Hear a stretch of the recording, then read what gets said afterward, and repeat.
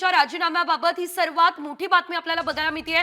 फडणवीसांनी मुंडेंना राजीनामा द्यायला सांगितलेला आहे। ही या क्षणाची सर्वात मोठी बातमी, या क्षणाची सर्वात मोठी अपडेट आपण बघतोय। गेल्या काही दिवसांपासून धनंजय देशमुख यांच्या राजीनाम्याची मागणी होत असताना आता मुंडेंच्या राजीनाम्याबाबत सर्वात मोठी बातमी तुम्ही फक्त साम टीव्हीवर बघताय, ती म्हणजे फडणवीसांनी मुंडेंना राजीनामा देण्यास सांगितलाय।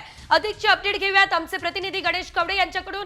गणेश, काल रात्री बैठक झाली असल्याचं कळलं होतं आणि आता थेट राजीनामा देण्यास सांगितलं असल्याचं कळतंय। सविस्तर माहिती या संदर्भात।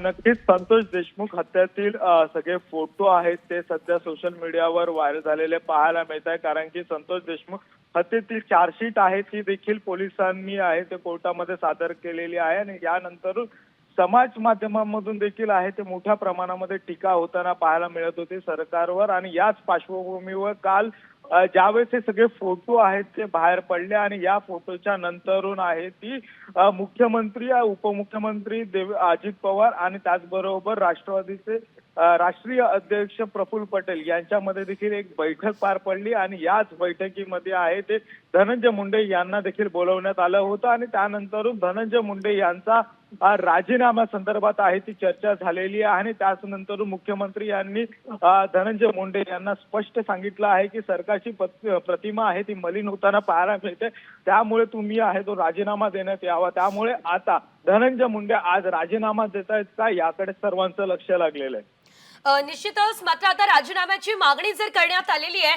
तर आता अधिवेशनामध्ये सुद्धा हा मुद्दा गाजू शकतो का, या संदर्भात काय अपडेट आपल्यापर्यंत पोहोचते?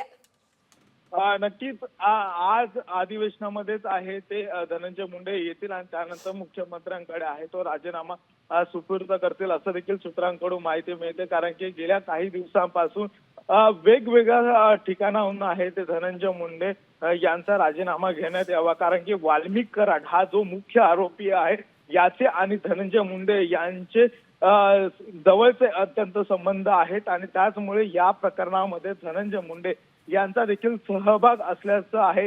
त्याचबरोबर होणारी कारवाई आहे यामध्ये कुठेतरी अडथळा येऊ शकतो अशा पद्धतीची देखील आहे ती टीका होताना पाहायला मिळते। कारण की ज्यावेळेस खरं तर ही हत्या झाली आणि या हत्येनंतरून लवकर याचा तपास झाला नव्हता, गेल्या काही दिवस वाल्मिक कराड आहे तो फरार होता। अद्यापही या सगळ्या प्रकरणातला एक आरोपी जो म्हणजे कृष्णा आंधळे हा देखील फरार आहे आणि या फरार आरोपीचा देखील पोलिसांकडून शोध घेतला जातोय।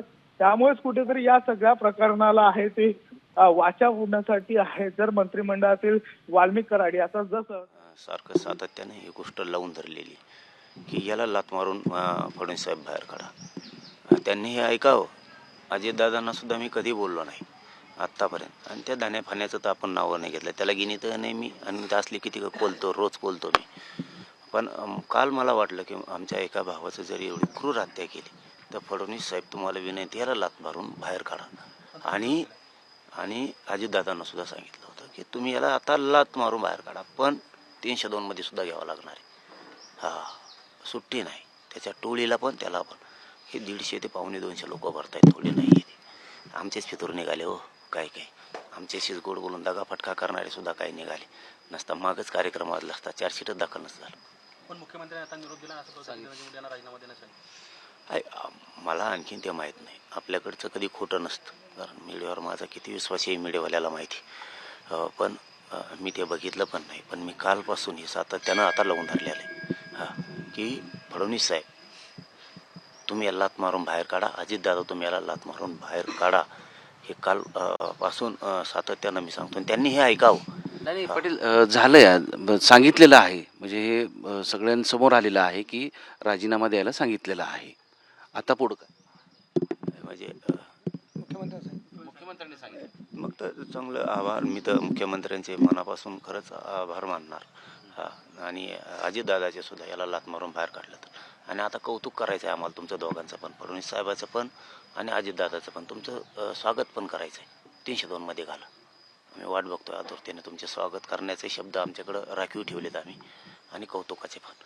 302 मध्ये हिऊ येतोय, काही मधल्या पट्ट्यात तो वाचलाय हो। मधी सरकार पक्षाचे काही प्रतिनिधी थोडंसं हे करायला गेले, थोडीशी बडेजावपणा, त्यावेळेस थोडेसे चार्जशीट आणखीन 2 महिन्यांनी दाखल व्हायचं तर ते तातडीनं होण्यात आलं आणि ते थोडीशी प्रक्रिया इतक्या नराधामांची लांबली. ही टोळी म्हणजे ना एक प्रकारची खूप मोठी